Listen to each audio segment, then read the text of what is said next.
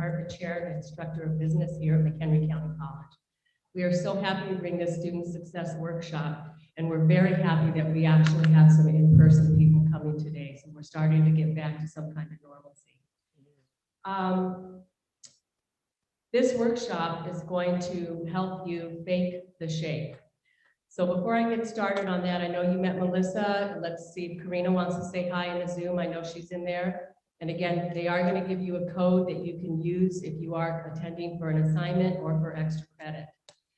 Also, we ask, we are part of the business department. We do ask that you follow proper etiquette and have your camera on, and that you are muted when you're on Zoom unless you are asking a question. For the questions, we would ask that you put that in the chat, and Melissa will make sure that your question gets asked. So we have some guest speakers here today. I'm going to have them introduce themselves here in just a moment, but I did want to let you know that unfortunately Dr. Gray was unable to make it with us today. He does send his regrets. Along with our guest speakers, I suffer from imposter syndrome. Do you know what imposter syndrome is? You might have it, and what you will learn tonight will help you to shake it off, so shake the fake. Time magazine defines imposter syndrome as the idea that you've only succeeded due to luck and not because of your talent or qualifications. It was first defined in 1978 by psychologists. If you think you're not good enough to be successful, if you downplay the goals that you have achieved, if you feel that you're not smart enough to go to college, you just might have imposter syndrome. And again, you're not alone. 70% of people have experienced imposter syndrome at least once. So tonight, myself, along with Franklin Ortega Palawachi, MCC's Coordinator of Multicultural Affairs, Guadalupe Ortiz, Youth and Family Center of McHenry County Executive Director, and Brandon Santana, MCC's Coordinator of New Student Orientation and Academic Advisor, will share how we are winning our own battles of imposter syndrome. Join me in welcoming Franklin, Guadalupe, and Brandon, who will first give you a brief background on how they worked to get to the position they are in, and then we will get into our program. Guadalupe, if you'd like to start. Yeah, I hope you guys can hear me. Can you guys hear me okay? Okay. Thank you, Sherry, for that. And thank you for the invite, Sherry. I feel bad. I feel like I'm talking to you again. But like she said, my name is Lupe Ortiz, and I'm the Executive Director of Youth and Family Center of McHenry County. Honestly, when I still hear that, I'm like, wait, is that really me? Because I still don't process it. But I live in Woodstock. I was born in Mexico. And I was raised most of my life in Woodstock in McHenry County. A little bit about me is I'm a daughter of immigrants, of course. I'm actually an immigrant myself. First generation, I am an MCC Scott alum. So I went to school here at MCC. And then I went to NIU. I'm an NIU alum, Northern Illinois University, and I studied business. Just last year, I attained my MPA, my Master's in Public Administration from Aurora University. I know I've had so much different paths that kind of got me here that will probably take a lot of time for me to explain. But I did have a career change. I did study business, and little did I know that I wanted nothing to do with corporations and everything to do with my community. And I think that's what brought me here. But a little bit of what I said, little things that I said that obviously caused a lot of imposter syndrome. Honestly, when Sherry called me, I was like, what does that even mean? I had no idea. And then she read the description that she just read, and I was like, yeah, Sherry, I have that. So I could definitely speak on this workshop and be a panelist. A couple things that gave me that, obviously being a first generation student, my parents' education level was, my dad thankfully finished middle school, and my mom only finished third grade. And I say that because I received really little help from them. A lot of love and a lot of support, but academically very little. And so the idea of me going to college was, I didn't think it was possible. Limited resources, so I didn't know how I was going to pay for it. So just the fact that I did that was a huge accomplishment for me, right, and for my family. And I doubted for a long time, 7 years to be exact, that I could finish a master's degree. I always dreamed of it, and I just never thought I was smart enough for it. And until one day I was like, this is enough. I'm going to apply. I probably won't get accepted, but I'm going to apply. And I just graduated a year ago. And so my passion for helping my community has gotten me to the position that I am now. I've been with Youth and Family Center for 5 years now, but I started as a youth program manager. And so I'm very passionate about working with youth.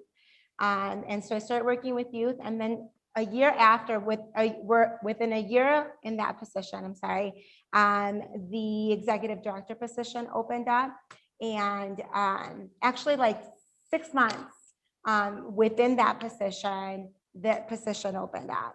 And I was like, no, I'm not ready. There's no way. And then a year after, someone came in, and then a year after, that position came up again. And I was like, is this a sign?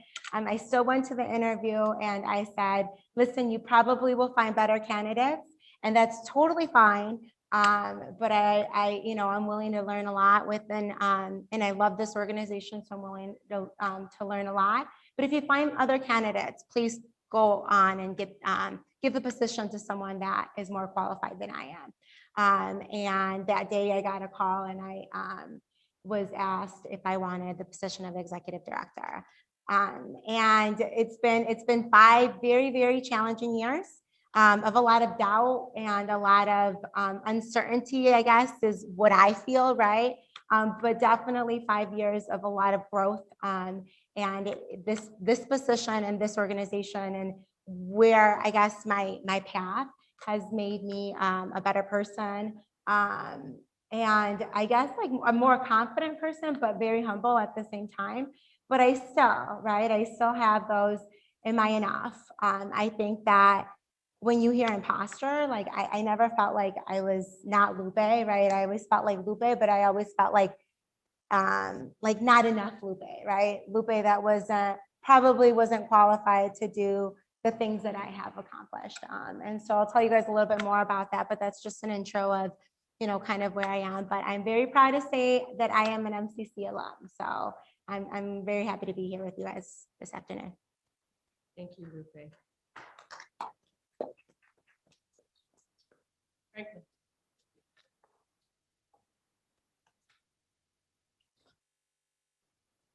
Hi, everybody.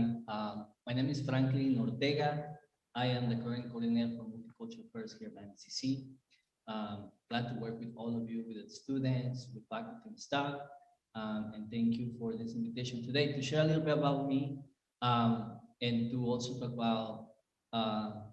about this great topic that, it is a thing that happens with many students who are students of color, first generation students. I was born and raised in Ecuador. I moved to the United States when I was 17 years old. I didn't speak any English. I was not familiar with the system of education, of anything that relates to education in the United States, right?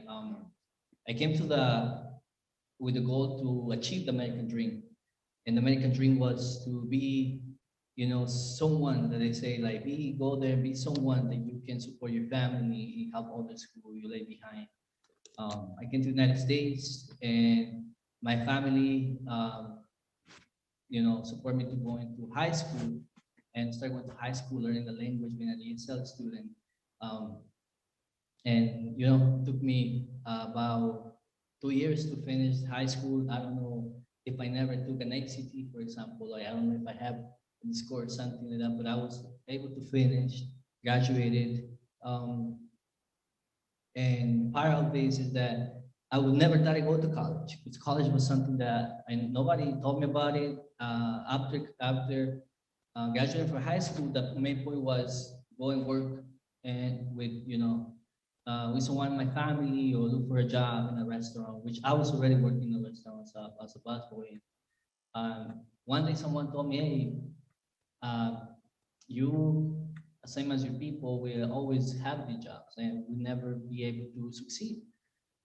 Some manager at the restaurant told me that, like because I was telling them how excited I was to finish high school. So um, by that comment that the person told me, I decided to go the moment get my transcript from high school and go to the closest community college to my home, which is Oakton Community College, and register.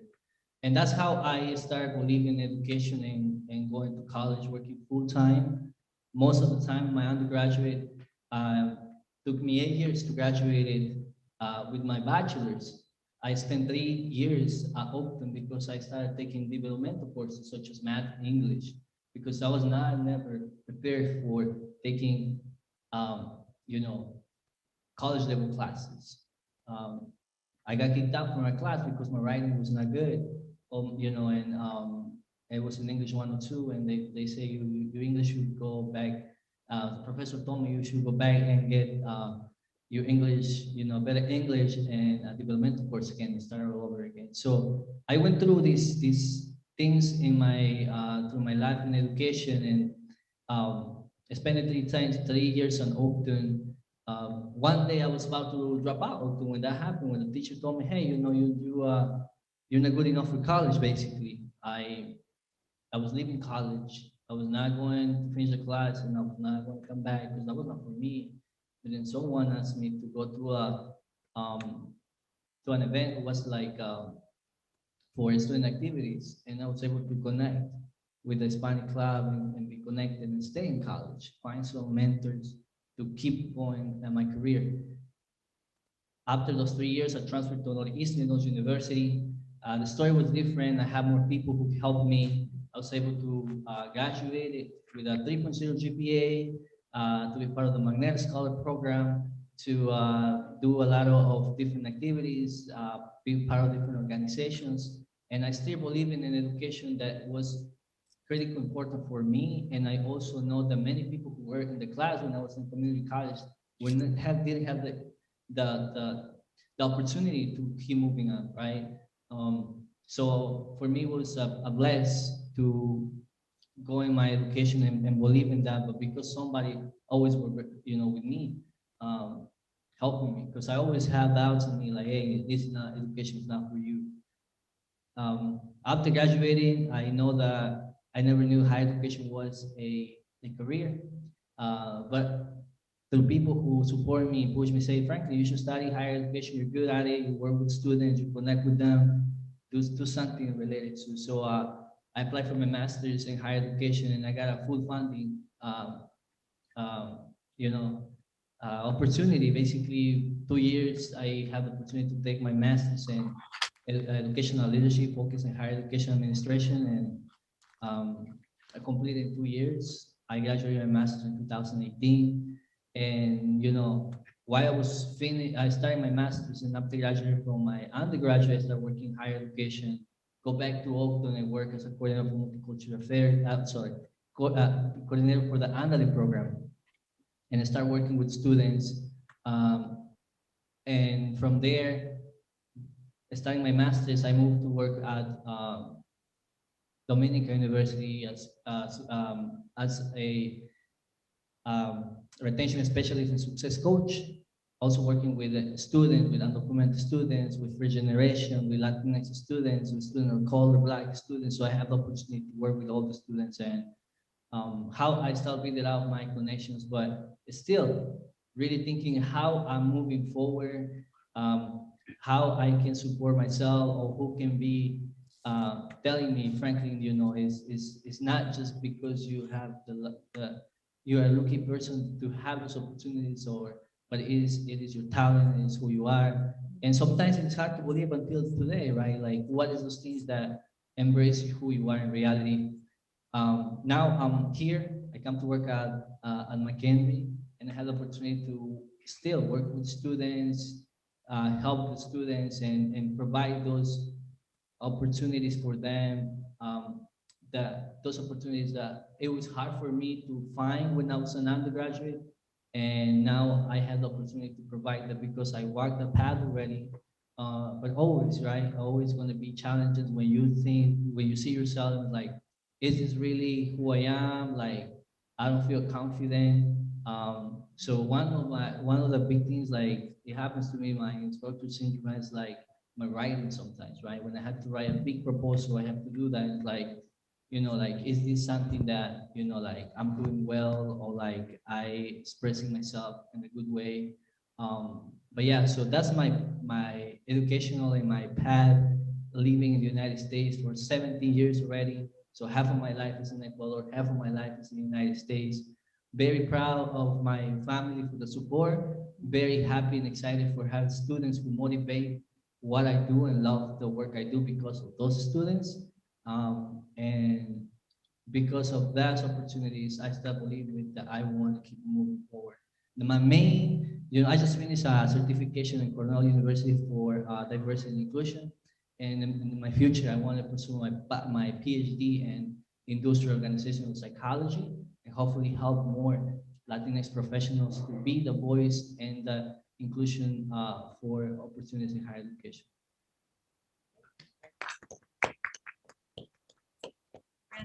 Cool. So my story is a little different. So I was born here in the United States. I was born in California, but I've lived the majority of my life here in Illinois in the Algonquin, Dundee area. So I am from the area. My parents are both immigrants, so they did not finish high school. My dad did not finish middle school, and then my mom had me at a really young age, so she wasn't able to finish high school. And so she came here to the United States when she was, I think, 16, around that age. So 2 years later, here I was. So she didn't get to finish, unfortunately. But I had a lot of support from them. I didn't understand education system. It was not for me. I definitely prefer to play video games and watch TV. And so I had thought that I was just going to join the military after high school. That was the goal. My cousins were in the military. I had uncles and other family members that joined the military. They finished high school or they didn't, and that's just where they went. And so I said, great, they're doing just fine. They have houses, they have families, and they're in the military. So I'll do the same thing. I failed math, I think like all 3 years of high school. And so my senior year was like an accelerated math class. I barely graduated high school. I actually got declined for almost every university that I applied to because of my GPA. And I didn't know what community college was. I did not go to community college. All my mom knew was you got to go to university. That's all you hear on TV and in movies is you got to go to university to get a job. So I applied and I got accepted on probation to Western Illinois University. They were like, we'll give you a year. If your GPA can't go above a 2.0 in a year, you're out. So I was on a contract that essentially said, you can't join any clubs, organizations, you can't join any sports teams. So I wasn't allowed to do anything social, essentially, my first year. It was just, you got to go to school. And that was really hard because I didn't have the support education-wise from my family. They didn't understand anything past high school. So it was really hard. I started in developmental math, and unfortunately, my major was computer science. And for those of you that don't know, it requires up to calculus 3 to be in that major. And so I was already about 2 years behind at that point with math. And so I didn't think I was going to make it. I definitely was like, I'll just have fun then. I know, I'm not going to make it past this first year. There's no way my GPA is going to get that high.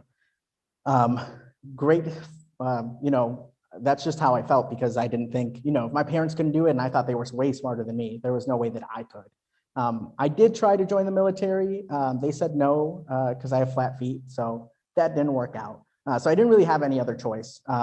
After my first semester, surprisingly, I didn't do the best, but it was enough. And so they contacted me and they're like, hey, you don't have to be on probation anymore. You're good to go. So I started joining clubs and organizations and, as part of fraternity and sorority life. And I, just a lot of social clubs. I didn't join any, like business type clubs. I feel like I should have. I think it would have helped me out a lot. But it was more of the social organizations, and the advisors of those organizations was like, hey, you'd be great for higher education. I had no idea what that was. I thought I was already in higher education. So I was like, I don't know what you're talking about. And so I changed my major halfway. So my junior year, I said, I can't do the math. I almost failed calculus 1. And I was like, I can't do, 3 more years of this. So I changed my major to something called instructional design and technology. Still computer related, so still something that, you know, I enjoyed to do. I did not tell my mom, and she still doesn't know that I changed my major. So she thinks I have a bachelor's in computer science. I don't tell her. She's really proud of that fact that I have a computer science degree.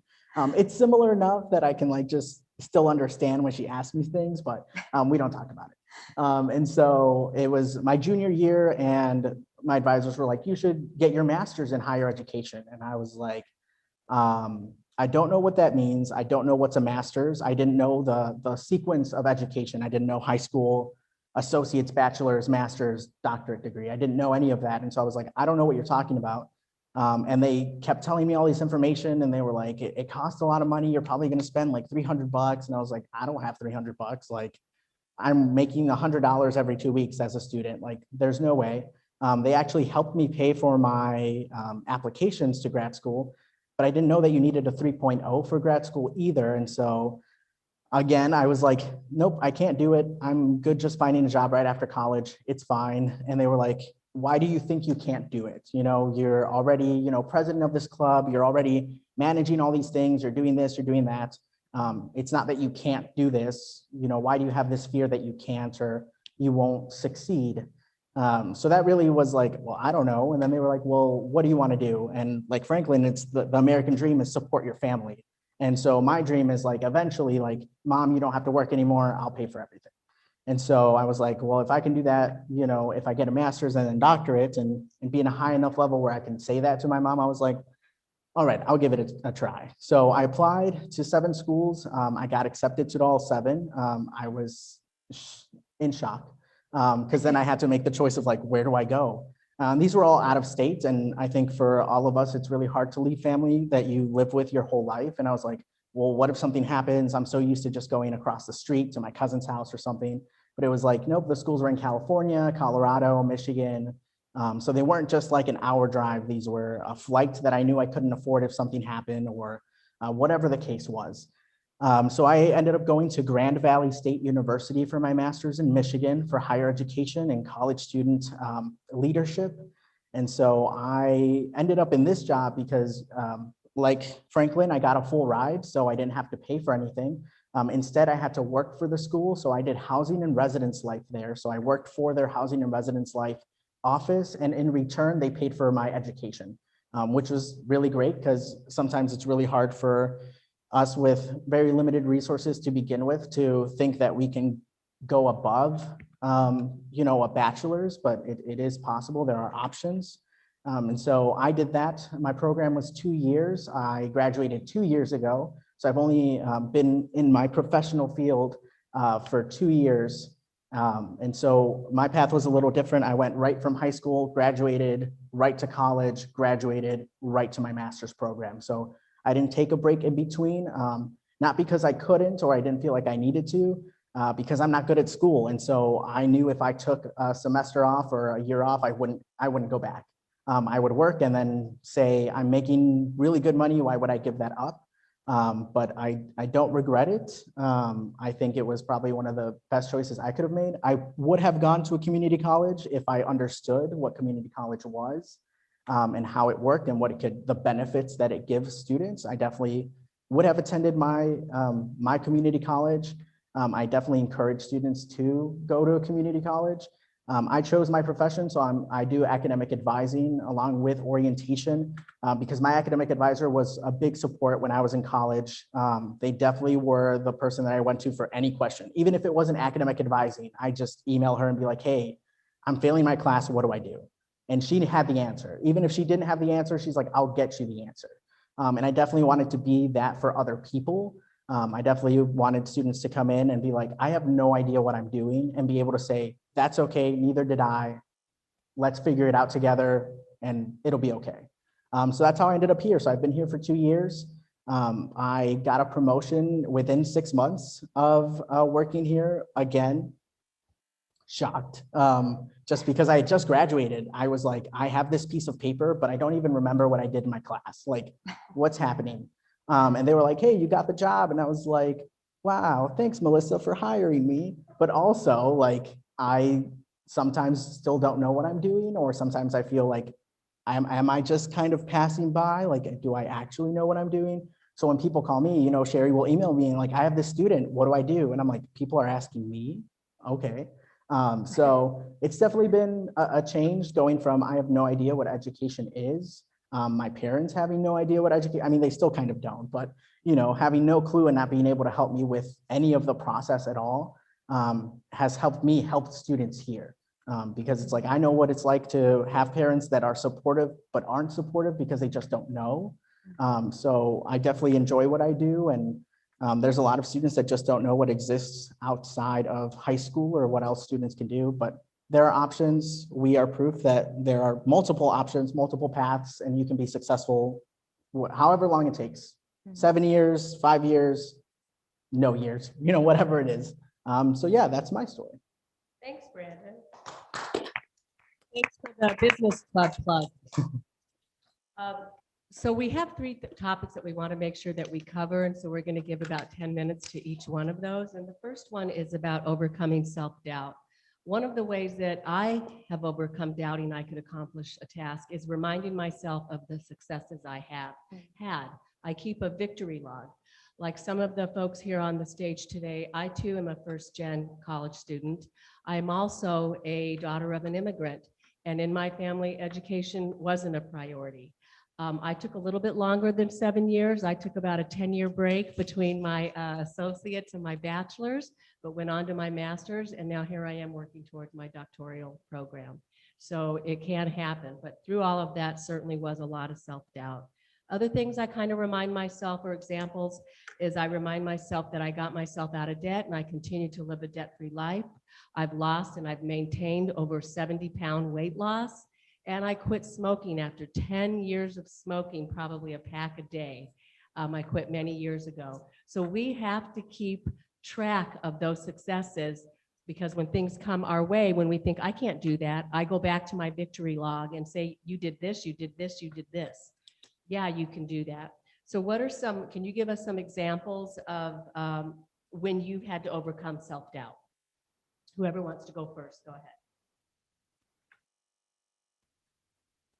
Okay, I can start. You're saying you never had self-doubt? I think, I mean, I stated many examples, right?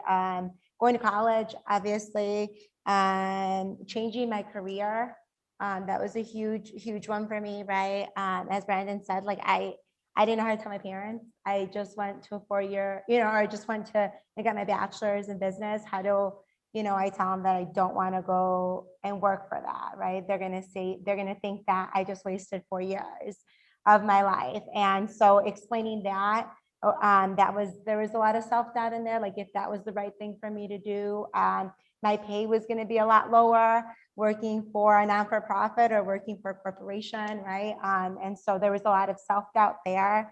Going to get my master's, my position as executive director, those are all examples. But I loved Sherry's example of just, things that kind of helped me, right? Those are examples that I've had self-doubt. And then examples of how I overcame that have been like reminding myself of all of those things. And even though there was a lot of self-doubt within a lot of stages in my life, that I was able to overcome that. And so any other self-doubt that I know will continue to come throughout my life, just reminding me and myself of how far I've come, and then why I started in the first place, right? Like why I'm making a certain decision. Not like, oh my God, I hope I don't fail. I know I will fail, but I will still continue no matter what, because failure is, we can't prevent that.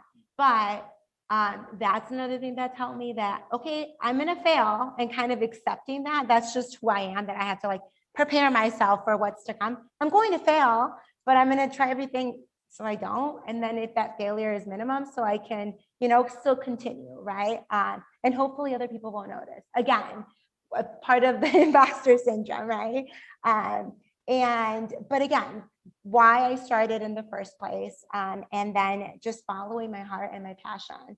Our paths are all very different, but they're all very confusing. I think that's something that we can all probably in this room have in common, right? That our paths have, there's been doubt in all of our paths, but there's no right or wrong way.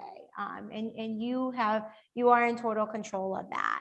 And so just don't stop and believe in yourself, and believe in, or like listen to the other people that believe in you. I think that's been a huge help for me. That there's people that believe in me and kind of like, Brand, like, why? Right? Like, how? But they probably could see a lot more in you than you can see in yourself, a lot of the times. And so listening to those people has really, really helped me overcome a lot of that self-doubt. For me, definitely my master's program. Right away, we actually do like this interview process, and everyone that's trying to get into the program are sitting like in a room together waiting to do their interviews. And I'm at a table with, students from other schools around the country that want to go to that program also. And they're having these like deep philosophical conversations and about, students and how they want to help students. And again, I had no idea what higher education was at first. So they were students there that had a bachelor's in higher education, like kind of like pre-med, but pre-higher education. And I was like, yeah, okay. And so they're having like these conversations, they're talking data points and, success rates and all this stuff. And I could not say anything. Like there was nothing that I could say that I felt would give this conversation any more, substance. I was like, if I say something, they're going to be like, why are you here? Like, why did you, like, what, like, kind of like, who do you think you are? And so I was like, oh my God, like, I'm definitely going to be like the last person on everyone's list. There's no way I'm going to get accepted. Like, I have no idea what these people are talking about. Like, I'm just kind of here. Did the interview and all that stuff. And when I got the call that I was accepted into the program, you get a job offer at the same time. And so if you don't get a job offer, you don't get into the program. It's just the way that my particular program worked. And I got offers to 3 different jobs. And so I was like, I thought that I didn't have like enough to say essentially in, the interviews and what they were asking of me. And it was very similar of like, they just saw something in me that I just either was choosing not to see or just didn't believe it could be me. And so after that, I still felt that way in, with assignments and group projects and things like that. But my grades were always, B's, A's. So it wasn't that I was falling behind. I just felt like I wasn't doing enough. And so just like Sherry, I kind of started keeping track of things, of even just grades. Like I wrote this 100-page essay and I got an A on it. That's a big deal to me, so it doesn't have to be a big deal to anyone else but yourself. But keeping track of those things are really important, even if it's just, I bought my first car. It doesn't matter if it's a 1995 Honda Civic that you paid $500 for. It's now yours. That's something that you reached. So I started doing that, and I still do that even, with just daily work things like Melissa does that. She keeps, a journal of things of like, I checked this off, I did this. And even if it's just like a daily task, it's an accomplishment of that day. It doesn't have to be an accomplishment of your whole life. It could be just that day. I woke up today and I went for a walk. That's a goal that you reached. So I definitely, if you can keep track of in whatever way works for you, it helps to then look back, 10 years from now and say, wow, I remember when I finally did that one thing that I really wanted to do. That's really cool. So, yeah.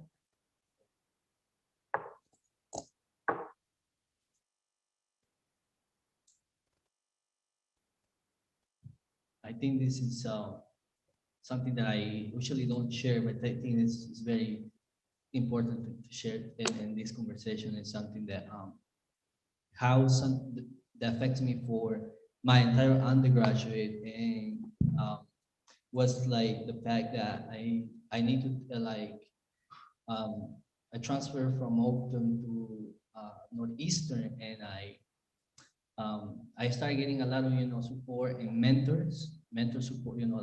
Frankly, I'm gonna be your mentor. I'm gonna help you in this. So I start looking in that as well because people were saying, you need a mentor.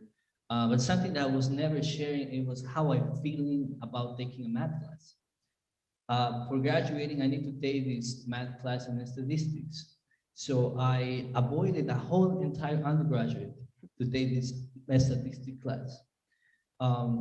My mentor in the magnet program knew it, like, frankly, you need to take this math. I think you're missing this math. So I ended up not taking this math and start my master's program as a student at large without taking this math, and I need to graduate. And when I want to register for this class, happened that it already passed 5 years, and I have to retake my placement test. And I was like, okay, I need to retake it, right? So I knew that I didn't want it with nobody, so I was freaking out that I need to retake this placement test in my senior year because I need to graduate with math class. I was very like embarrassed of myself. I didn't want to share nobody because I feel ashamed that like I'm about to graduate it. I've been accepted in the master's program. I'm going to start the master's program this next semester, student at large.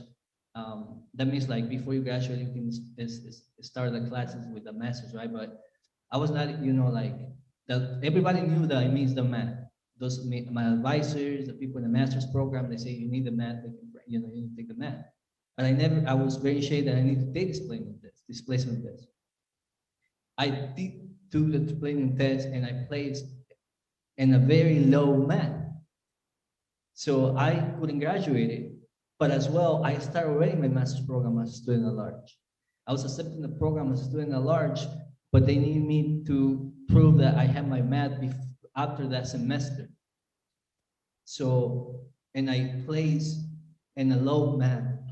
So I didn't I was feeling really bad, didn't know what to do. More than feel that I can, I need to score higher to get into to the math. It was 2 classes away, 2 classes away the class I need to take for to complete my bachelor's. So I retake it and I score a class before the class. So I need to take 2 classes and I have only 1 semester. I let them know that I can I'm gonna take the class in the spring and the fall, but the master's program started in the spring, and the second semester was in the fall. But I couldn't. I need to prove that I finished my class at the end of May. I couldn't do that, and I ended up. Then they called me. They say the dean of the master's program say, Franklin, you had to leave the program. And I was already taking the first semester. So I didn't know what to do.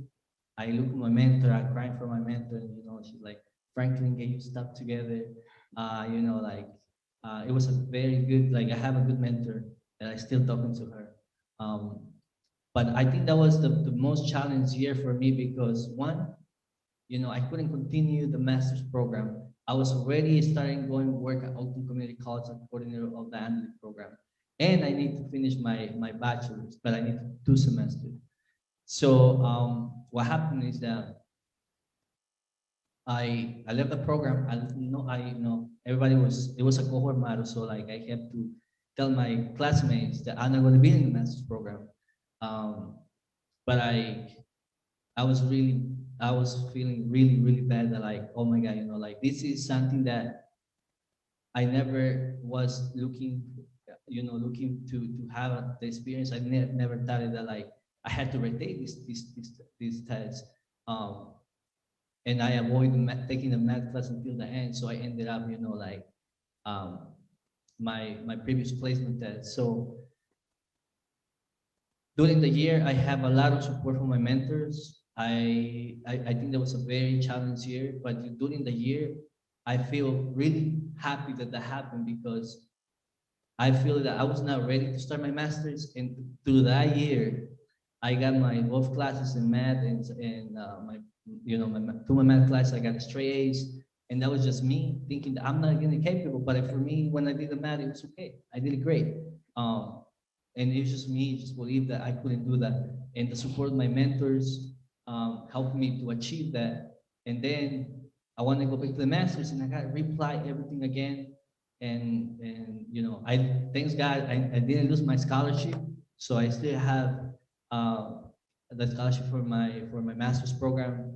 But I think it was one of the challenge years because I never, I went through a full year of a lot of what I'm going to do, and I have to face people and say, I'm not graduating, why, and I'm not going to do this and I'm not going to do that. And I can, and I can be in this full-time position because I am still not a full graduate from college. So it is things that happen, you know, first because I didn't trust myself that I can do the work, trust that I was capable, and I was totally okay doing, but I during the times was something that that I was that I was not aware. But I never give up. I never give up.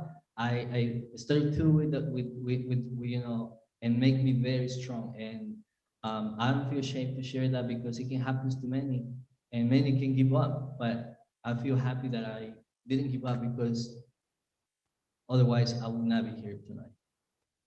Thank you, Franklin. So the second one was develop a healthy view of failure. One of my favorite quotes is from Nelson Mandela. I never lose. I either win or I learn. My view is looking at failures as learning experiences. Can you share with us how you view failures? Yeah, so I think Lupe covered this really well. Like, failures are going to happen. You never know when they're going to happen or with what, but they're definitely just other learning opportunities. Even, even if you don't fail, you should still learn from what did you do that that you didn't fail. But when you do fail, it's, why and what can I do next time that's going to help me succeed? Whether that's asking for help, or just, that allows you to know yourself more. I'm a procrastinator.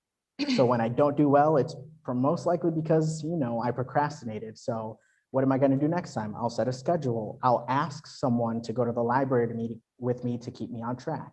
So I definitely just view failure as another learning opportunity to learn more about myself or learn about what I'm doing. If I failed in math, well, I learned I kind of suck at math, so I'm going to need, extra help in that area or extra attention in that area. Or, I'll know that maybe I shouldn't take a science with a math just because I know I'm not good at math. I shouldn't take things that are hard for me. So for me, it's definitely just another learning opportunity to learn more about myself, but also about, my abilities and what I can or can't do. Or if I can't do it, who can I ask to help me so I can still get there? If I need math, then, I know that I'm going to need to go to tutoring or ask my professor just for additional assistance. So for me, it's definitely a learning opportunity.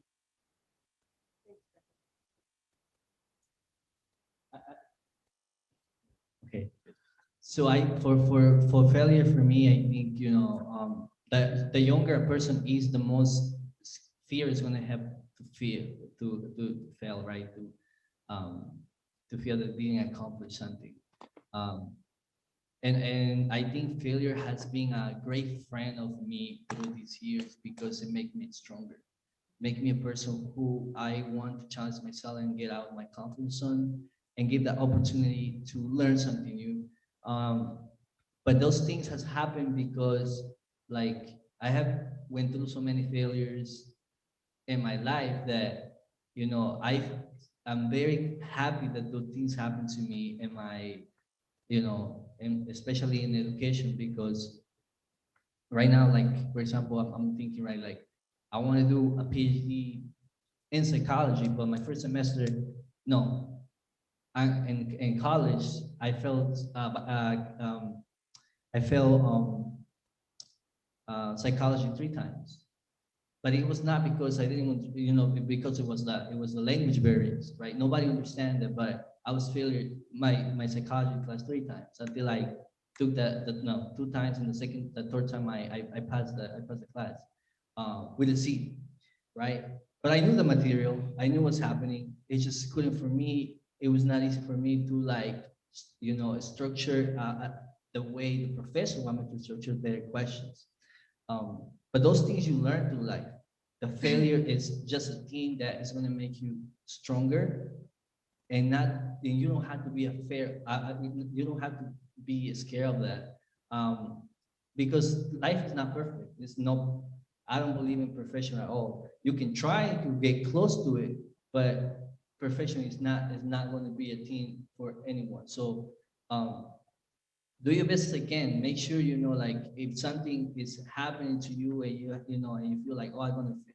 I'm gonna fail. People's gonna talk about me, whatever. You don't worry about those things. Worry about yourself and the future. I always tell people, believe in the process and hold that, and hold that, like the outcome of the goals you have. Because most important than your goals is the process that's going to guide them. And always have a purpose, because that's going to make sure you get there. Because failures is always going to happen in your life. You're going to find people who's going to put you back and say, no, you're not moving forward. You're going to find haters. You're going to find people who's going to be, trying not to have you be successful, right, in life. And this is reality. This is what's happening in my life, right? So failure is just something that you have to embrace. It's something that's going to help you, and make sure you have someone to talk to when those things happen, because you never take failures by yourself. Always make sure somebody is helping you to leave those failures and achieve your goals by looking at the process, but always believe in yourself that you can go through that process. Lupe, did you want to add? Yeah, I think for me, a lot of the times my failures, to be quite honest with you guys, have been blessings. They don't seem like that at the moment, right? But they have, and they've been lessons that that I needed to learn, that there was a reason for, that there was a purpose for it. A lot of the times failures could be a redirection, a detour to the purpose of where you want. A lot of my failures have been that. But in all honesty, if it's a failure that I tried everything, right? If it's a failure that it was my mistake, right? Then we learn from it. Like what all of us have said, it's a lesson. If it's a failure that I gave it my all and I still failed, that's a blessing. Then that is not meant to be, and there's a reason for that, and I will understand that later. And that's hard, right? Because we don't understand it at the moment. And I don't know about you guys, but I'm a total control freak. It's really bad. I'm trying to recover, but I want to control everything, and I want to control my path, and I want, and life is not like that, right? And so I've learned that to learn to look at failure as sometimes a blessing. Okay, our third one was to it's to visualize and celebrate your successes. So for me, I'm big on words of affirmation. I like to write down my goals as if they've already happened. I don't write my goals down, I want to lose 10 pounds in 2 months. I write it down, I've lost 10 pounds in 2 months. What are some ways or some things that you do to visualize or celebrate your successes? For celebrating my successes, I usually put on the goals that I have, I'll put something, when I accomplish this, I'm going to get this, or I'm going to buy me this, or I'm going to treat myself to that. So there is something that's on there. What are some things that the three of you do to, again, visualize and celebrate your successes? So thankfully, I have really supportive friends. So anytime that any of us do really any of like the smallest thing, we have a game night. And these game nights, we spend maybe like $300 on for food, because we are foodies and we really like food. There's like about 10 of us. So, every time, when I got my job, group text, got a job, great, game night Friday. And so we never have game nights just to have game nights. It's always because someone did something, someone got a job, someone graduated, someone finished their class, someone passed an exam, someone is getting their first apartment, someone got a dog. Like, it's always these small things. It's never, obviously for big things too, birthdays and things like that. But we've always just had this tradition since college. All my friends, my closest friends, we met in college. And so since then we've done that. So every time someone passed a final, game nights. Every time someone, earned a degree, because we all graduated at different times, game nights. And so for us, it's something, it's visual. We're all gathered here, my closest friends, because one of us did something that we really care about, and then they care that we care about it. And that helps me a lot, knowing that like my friends don't understand anything about higher education. But they're like, but it's important to you. So it's important to us. And so let's have this celebration. Personally, it's very similar to Sherry. I like to write things down, and then I have like journals and journals of just random small tidbits that I write in there of, today I saved enough money and I bought this thing that I didn't think I would because I need to pay bills and all that stuff.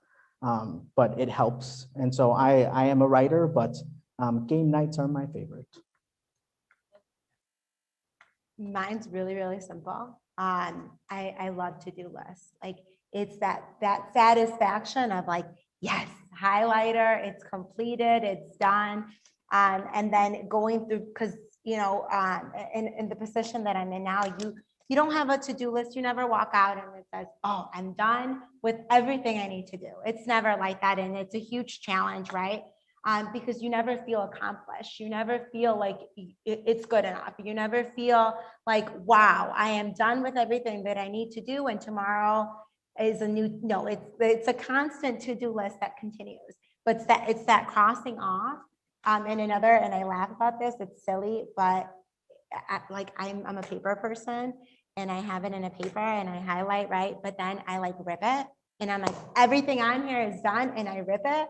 And we have a shredder at the office and I get teased all the time. But there's something about just like, yes, it's done, or I crumple it and I throw it in the recycle bin. But it's that physical movement of just like, yes, like just liberating, right? That I've accomplished something, and it's celebrating the small things, right? Even if it's just I got through the day. Remember to celebrate your small victories, because a lot of small victories turn into, next thing you know, you have your master's and you are an executive director. It's been through, all of them have been celebrating the small little victories that I've had.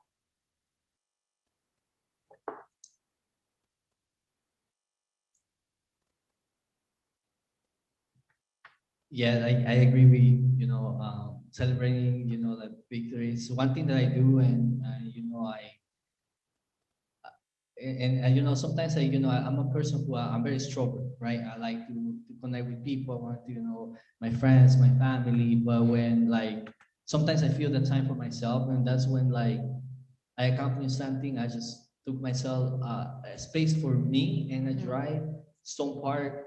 I bring some with me, a good meal. I go and I get like a nice meal from the restaurant, and I take it with me, and I spend the afternoon just thinking and visualize where I come from. So I have these pictures from Ecuador when I was a kid. So I carry them with me just to keep me like, hey, moving forward, but you stay in the ground. Like remember where you are, who you come from, and sometimes like I can be very proud of like my accomplishment, but then looking at the pictures, damn, I gotta go home. I gotta help my parents, and I gotta go to I gotta go to the cemetery and tell my grandpa. So it's just things that I keep by myself. When I do those things, it make me very, very excited, very happy.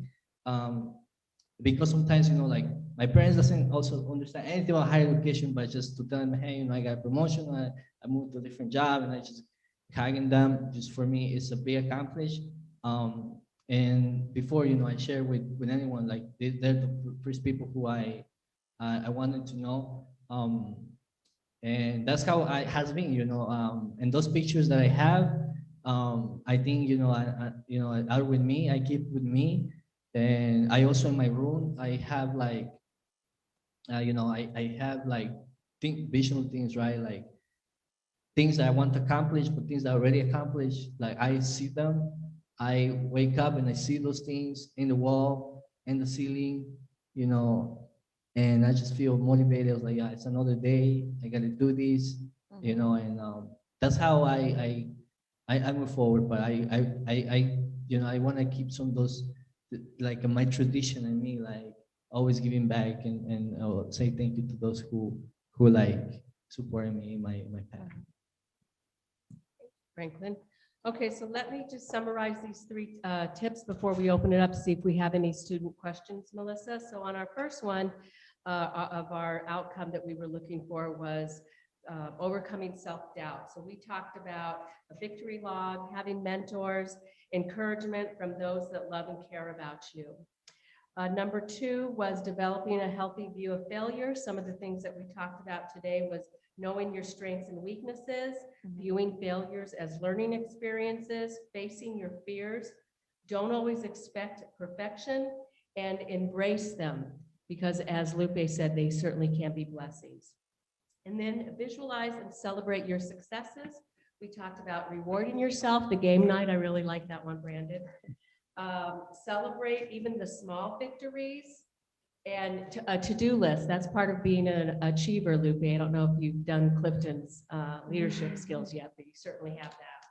And then remembering how far you've come so you can see how far you can go. So those are the 3 things that go to the outcomes for our workshop. Do we have any student questions? I don't know if we have any inside or of the students that are attending today in the Luck Auditorium, or if not, do we have any from?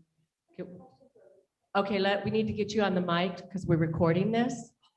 So they're going to bring it down to you.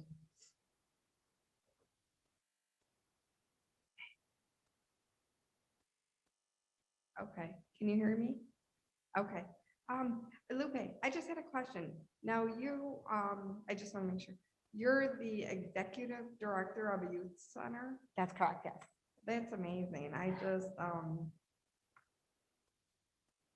I've had a lot of self-doubt. And to see actually all of you guys, it's amazing. And I do, right now I feel stuck, but I think I'm gonna take this and really run with it. I only have a semester left of school, and you guys really helped me out. This is really a beneficial workshop. Thank you. Yeah, Yeah, good for you. Thank you. do not stop. And I didn't get a chance to talk about the position that I'm in as much, but a lot of doubt with my gender, right? Being a young executive director, my Latina executive director, it's not your typical, it's not what you typically see as an executive director. It's a male. Yeah, and so it's hard, but don't stop. Definitely do not stop. I never thought I would be in an executive director position. So don't let your self-doubt stop you. I like that you said that, Lupe, because when we first thought about this workshop, it is predominantly, you see it in women. And I remember that Dr. Chris Gray, who couldn't make it with us today, he came to speak to the men's basketball team last year. And the whole topic was about how he had imposter syndrome. And I about fell off my chair because you usually don't hear men talk about that. You think it's predominantly a woman's syndrome. Any other questions, Melissa? Yes, we do have one from Parker on Zoom. So he said, many of you talked about failure. Do you believe that your success afterwards is related to your ability to adapt? Your ability to what? Withstand? Adapt. Oh, adapt. Gotcha.